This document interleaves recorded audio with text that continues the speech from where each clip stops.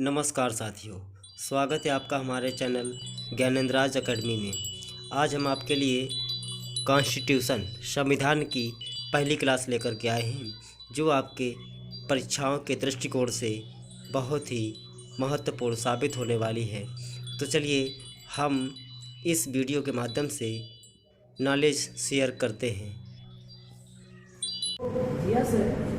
GS का बहुत ही महत्वपूर्ण टॉपिक कॉन्स्टिट्यूशन। आज हम लोग कॉन्स्टिट्यूशन पे, भारतीय संविधान पे चर्चा करेंगे, जो कि आपके एग्जाम का बहुत ही महत्वपूर्ण टॉपिक्स है। इससे बहुत ही क्वेश्चंस बनते हैं। तो जो भारतीय संविधान है, भारतीय संविधान में कुल 22 भाग हैं। आज हम लोग उन भागों में से भाग ए, भारतीय संविधान का भाग ए, जो संघ एवं उसके राज्य क्षेत्रों से संबंधित है, उस पर चर्चा करेंगे। और इससे जो भी महत्वपूर्ण क्वेश्चंस बनेंगे, उन सभी का एक एक करके हम लोग आंसर देखेंगे। तो जो भाग एक है, वह भारतीय संविधान के संघ एवं उसके राज्य क्षेत्रों का वर्णन करता है। और इसमें कुल 1 से 4 तक, यानी कि हम कह सकते हैं इसमें कुल 4 अनुच्छेदों का वर्णन है। तो जो अनुच्छेद 1 है भारतीय संविधान का, अनुच्छेद 1 जो कहता है इंडिया जो कि भारत है, इंडिया जो कि भारत है, राज्यों का संघ है, यानी कि India that is Bharat with the union of states. Bharat क्या है? राज्यों का संघ है। और यहाँ पर हमने संघ के लिए यूनियन शब्द का इस्तेमाल किया है, यूनियन शब्द का इस्तेमाल किया है, जो ये क्या बताता है कि भारत में जो राज्य हैं वो केंद्र से कम शक्तिशाली है, और कोई भी राज्य भारत से या केंद्र से अलग नहीं हो सकता है। जो यूनियन शब्द लिया गया है वह कनाडा के संविधान से लिया गया है। भारतीय संविधान में कभी कभी पूछा भी जाता है क्वेश्चन कि यूनियन शब्द का इस्तेमाल किस देश के आधार पर किया गया है, तो कनाडा के आधार पर किया गया है। अच्छा, आप लोग ये भी जानते होंगे कि फेडरल का भी हिंदी मीनिंग संघ ही होता है, और यूनियन का भी हिंदी मीनिंग संघ होता है। तो देखिए अंतर यह है कि हिंदी मीनिंग तो दोनों का सेम है, संघ, परंतु अंतर है जब, जैसे कि अगर हम बात करें यूएसए की, तो यूएसए के कॉन्स्टिट्यूशन में फेडरल शब्द का इस्तेमाल हुआ है, जहां पर वहां के जो 50 स्टेट हैं यूएसए में, कुल 50 राज्य हैं, और जो 50 राज्य हैं वो विशेष समझौते के तहत, यानी कि होता यहाँ पर यह है फेडरल में कि जो राज्य होते हैं वो अपना एक विशेष समझौता करके केंद्र में सम्मिलित हो जाते हैं। परंतु इनका जो कॉन्स्टिट्यूशन होता है, राज्यों का जो संविधान होता है, वो उनका संविधान अलग होता है, उनका झंडा अलग होता है, और जब वो चाहें तब एग्रीमेंट को अपने तोड़कर केंद्र से अलग हो सकते हैं। परंतु भारत में ऐसा नहीं है। अभी हम एक एक करके जानेंगे कि ऐसा क्यों नहीं है। तो देखिए, जो भारत है वो इंडिया है और राज्यों का संघ है, और उसमें हम लोगों ने यूनियन शब्द का इस्तेमाल किया है। तो जब भी आपसे प्रश्न पूछा जाएगा तो आप संघ तो बताएंगे, साथ में आप बताएंगे यूनियन, क्योंकि संघ का मीनिंग फेडरल भी है, और इससे आपका प्रश्न गलत हो सकता है। तो यहाँ तक क्लियर हो गया। आगे देखते हैं। देखिए, एक बार सुप्रीम कोर्ट में ये मुद्दा भी उठाया गया कि जो इंडिया है उसको क्या कर देना चाहिए, संविधान से हटा देना चाहिए, समाप्त कर देना चाहिए, क्योंकि जो हमारा राष्ट्रगान है उस राष्ट्रगान में भी हम भारत भाग्य विधाता लाइन का इस्तेमाल करते हैं। हमारे जो भी क्या स्लोगन्स हैं, जैसे भारत माता की जय, तो हम भारत माता की जय बोलते हैं, इंडिया माता की जय नहीं बोलते हैं। पर ऐसा हुआ कि जब सुप्रीम कोर्ट में ये याचिकाएं दायर की गई, तो सुप्रीम कोर्ट ने कहा कि देखिए, पहली ही लाइन कॉन्स्टिट्यूशन की बोलती है इंडिया दैट इज भारत। इसका मतलब है इंडिया जो कि भारत है, तो इंडिया या भारत हम कुछ भी कहें उससे उसका कोई प्रभाव नहीं पड़ता है। और जो याचिकाएं थी उनको सुप्रीम कोर्ट ने खारिज कर दिया। तो जो भाग 1 है अनुच्छेद 1, मुझे लगता है अब आप लोगों को ये स्पष्ट हो गया होगा कि अनुच्छेद 1 किससे संबंधित है और इसमें किसका वर्णन है। देखिए अनुच्छेद 1 कहता है इंडिया जो कि भारत है, राज्यों का संघ है, यूनियन है, वो भी कनाडा मॉडल पे, ना कि यूएसए मॉडल पे। और यहाँ पर कोई भी राज्य भारत से, केंद्र से अलग नहीं हो सकता है। इसमें कुल 3 प्रकार के राज्यों का उल्लेख किया गया है। तो जो अनुच्छेद 1 है वो बोलता है कि भारत में भाई कितने प्रकार के राज्य होंगे, तो 3 प्रकार के राज्य होंगे। तो जो 3 प्रकार के राज्य होंगे वो कैसे राज्य होंगे ये तो जानना जरूरी है। तो देखिए पहले कहा गया है कि जो राज्य हैं वो 3 प्रकार के होंगे और राज्यों के द्वारा शासित राज्य, जिन्हें हम पूर्ण राज्य भी कह सकते हैं, यानी कि यहाँ पर गवर्नर होगा और सीएम होगा। तो जो राज्यों के द्वारा शासित राज्य हैं उनकी वर्तमान में संख्या 28 है, 28 है। पहले 29 थे। 5 अगस्त 2019 को जम्मू कश्मीर का जो पूर्ण राज्य था उसका पूर्ण राज्य का दर्जा समाप्त करके वहां पर 2 यूटीज बना दिए गए, केंद्र शासित प्रदेश बना दिए गए। और इस प्रकार से जो वर्तमान में पूर्ण राज्य हैं उनकी संख्या 28 है। तो वर्तमान में भारत में जो राज्य हैं उनकी पूर्ण राज्यों की संख्या 28 है। संघ द्वारा शासित राज्य यानी कि केंद्र शासित राज्यों की संख्या वर्तमान में 8 है। देखिए ऐसा है कि इस पर एक अलग से वीडियो हम बना देंगे कि किस प्रकार से राज्यों का पुनर्गठन हुआ और किस प्रकार से राज्यों की संख्या अप एंड डाउन हुई, और जो यूटीज थी वो कितनी है वर्तमान में 1 है। तो हमारे जो संविधान बनाने वाले विद्वान थे उन विद्वानों के देखिए वो लोग कितना अच्छा आगे भविष्य के लिए सोचते थे कि मान लीजिए कल को हमारा किसी विदेशी देश के साथ युद्ध हो गया, जैसे कि मान लीजिए हमने 4 बार पाकिस्तान के साथ युद्ध किया। कल को अगर हमने उसका पाकिस्तान में बलूचिस्तान की अलग देश की मांग हो रही है, अगर भारत ने वहाँ पर अपनी सेना के प्रभाव से बलूचिस्तान को आज़ाद करा दिया, तो अगर हमने बलूचिस्तान को आज़ाद करा दिया तो उसको हम क्या कर सकते हैं, अपने अधीन ले सकते हैं। और अगर ऐसा किया तो उसको हम किस श्रेणी में रखेंगे, अर्जित राज्य में रखेंगे।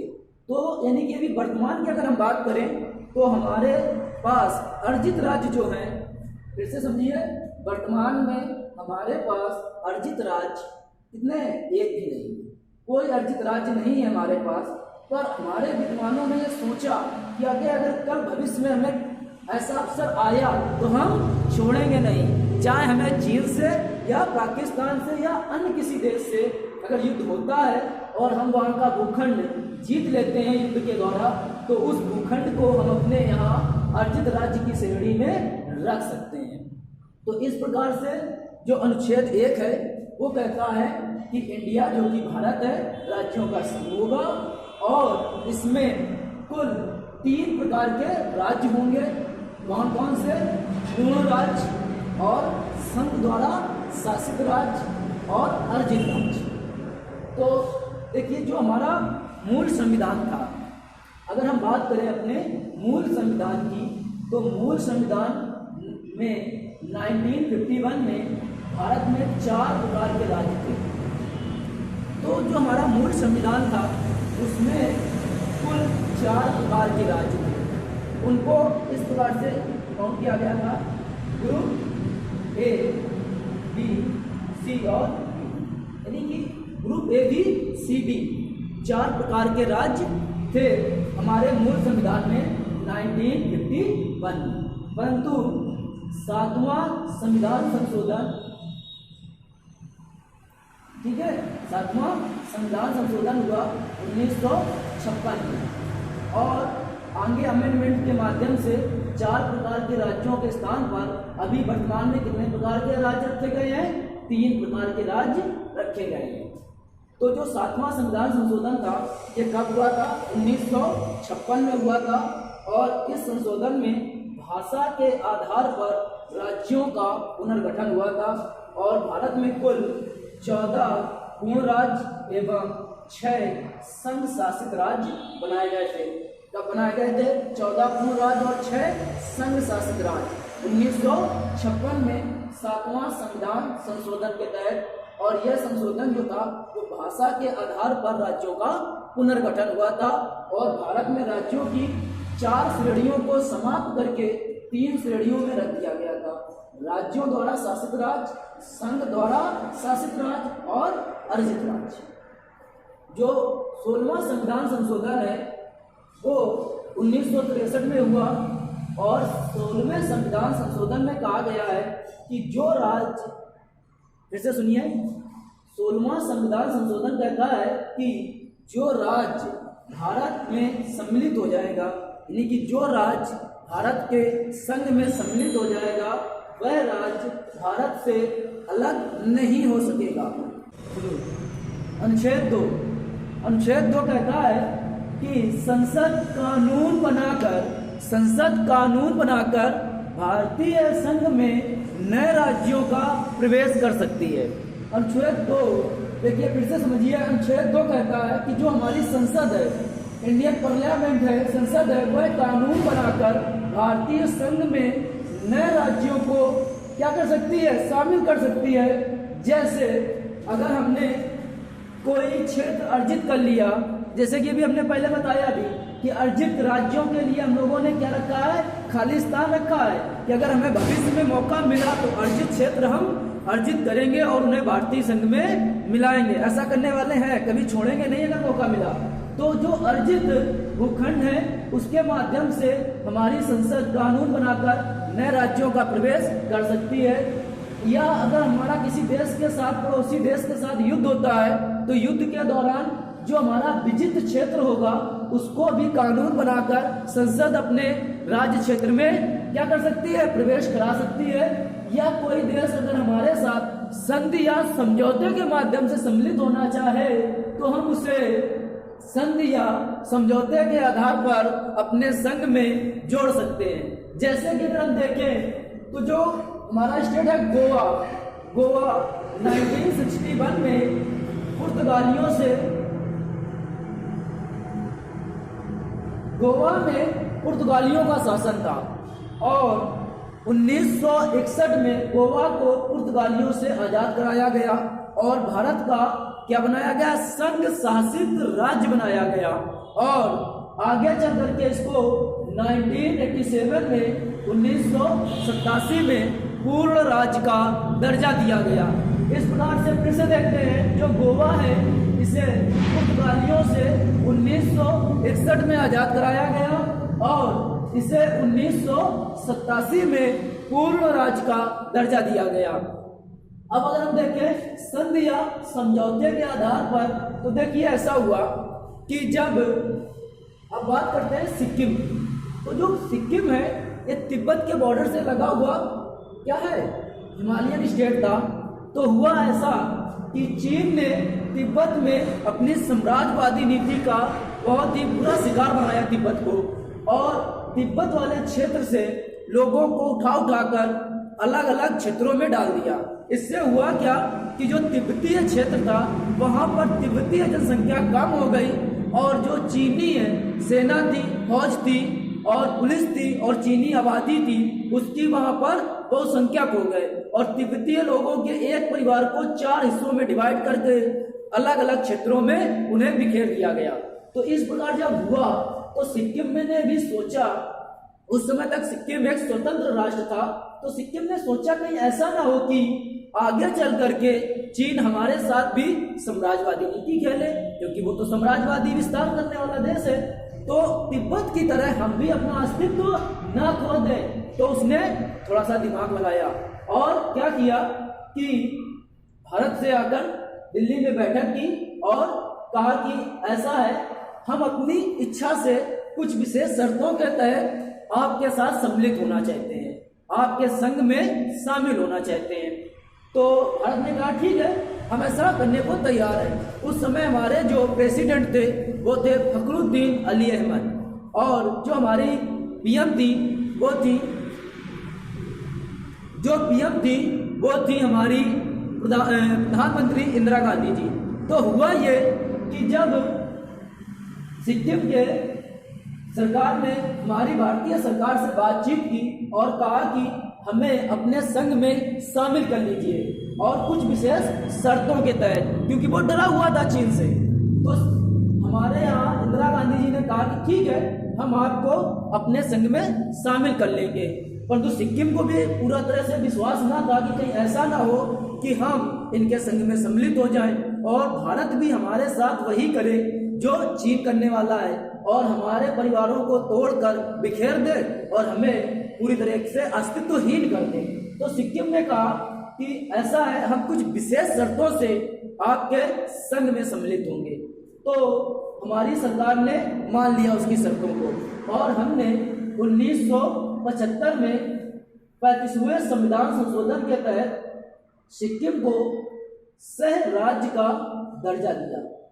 अब हुआ ये कि जब 35वां संविधान संशोधन हुआ और सिक्किम को सह राज्य का दर्जा दिया गया और यहाँ से पूरा आश्वासन दिया गया कि देखो भाई, हम लोग वसुधैव कुटुंबकम की नीति से चलने वाले हैं, हम जियो और जीने दो को क्या करते हैं, अपनाते हैं। हमें आपके भूखंड से, आपके राज्य से, आपकी जनता से किसी प्रकार का कोई बैर नहीं है और हम आपको पूरे अधिकार देंगे। भारतीय संघ में शामिल करके पूरी तरह से संवैधानिक कानून आप पे लागू करेंगे और जिस प्रकार से हमारे अन्य राज्य खुशी से जीवन यापन कर रहे हैं उसी प्रकार से आप राज्य बनेंगे। फिर भी सिक्किम सहमत ना हुआ। उसने कहा कि नहीं, पहले हम सह राज्य के हिसाब से आपसे जुड़ते हैं। तो जब ऐसा हुआ तो 35वां अमेंडमेंट हुआ और उस समय एक आर्टिकल जोड़ा गया, आर्टिकल 2A। बहुत पूछा जाता है, ये बहुत ही कॉमन क्वेश्चन बनता है कि आर्टिकल 2A किससे संबंधित है। तो आर्टिकल 2A 35वें संविधान संशोधन से सिक्किम राज्य के सह राज्य के दर्जे देने से संबंधित है। तो जब हमने उसको सह राज्य का दर्जा दिया तो आगे हुआ ये कि जब यहाँ वहाँ की जो पब्लिक थी उसने हमारे पब्लिक के साथ मेलजोल किया, जो उनके अपने तीज त्यौहार थे उसी हिसाब से उन्होंने मनाया और कुछ महीनों में वो हमारे साथ मिलजुल करके रहे। तो उन्हें लगा कि यार भारत तो बहुत अच्छा देश है, यहाँ तो सब कुछ प्यार से संभव है, यहाँ पर लूट मार या ऐसा कुछ है ही नहीं कि हमारे राज्य का अस्तित्व विहीन हो जाए और हम अस्तित्वहीन हो जाएं। तो सिक्किम ने सोचा कि क्यों ना हम पूर्ण राज्य प्राप्त कर लें। तो फिर 36वां संविधान संशोधन हुआ और 36वें संविधान संशोधन के तहत सिक्किम को पूर्ण राज्य का दर्जा दिया गया। तो जो सिक्किम था वो 22वां स्टेट बना, यानी कि जो सिक्किम था वो 22वें क्रम का भारतीय राज्य बना 1975 में 36वें संविधान संशोधन के तहत। तो फिर से एक बार देख सकते हैं हम लोग कि जो संसद है वो कानून बना करके भारतीय संघ में नए राज्यों का प्रवेश कर सकती है। हाँ, इसकी सूचना देना राष्ट्रपति को अनिवार्य है, परंतु राष्ट्रपति इसके लिए बाध्यकारी है, केवल हाँ कर सकता है, मना नहीं कर सकता है संसद को कि नहीं, आप नए राज्य को भारत में प्रवेश नहीं करा सकते हैं। क्योंकि अगर ऐसा हुआ और राष्ट्रपति ने मना कर दिया तो राष्ट्रपति पर क्या चलता है, अनुच्छेद 61 के तहत महाभियोग चलता है और उसको बड़े प्यार से उसकी गद्दी से हटा दिया जाता है। तो हुआ ये कि जो संसद है वो कानून बनाकर भारतीय संघ में नए राज्यों का प्रवेश कर सकती है और इसकी सूचना देना केवल राष्ट्रपति को अनिवार्य है और राष्ट्रपति उस पर कर कुछ नहीं सकता है। जैसे कि अर्जित भूखंड के माध्यम से, युद्ध द्वारा और संधि या समझौते के द्वारा। जैसे कि गोवा को हम लोगों ने पुर्तगालियों से आजादी कब दिलाई 1961 में और इसको यूटीज बनाया, संघ शासित क्षेत्र बनाया और आगे जाकर के 1987 में पूर्ण राज्य का दर्जा दिया गया गोवा को। सिक्किम की बात करें तो सिक्किम ने चीन से तंग आकर 35वें संविधान संशोधन के तहत भारत का सह राज्य बना और जब उसको ये लगा कि भारत हमारे साथ कुछ भी ऐसी नीतियां नहीं अपनाने वाला है कि हमारा अस्तित्व खत्म हो जाए, तो उसने खुशी से समझौता करके भारत में पूर्ण राज्य का दर्जा प्राप्त किया 36वें संविधान संशोधन के तहत। और जब हमारा 35वां संविधान संशोधन था तो आर्टिकल 2A जोड़ा गया था और सिक्किम देश का 22वां स्टेट बना। तो इस प्रकार से आर्टिकल 2 आपका कंप्लीट हुआ। अब हम देखेंगे आर्टिकल 3।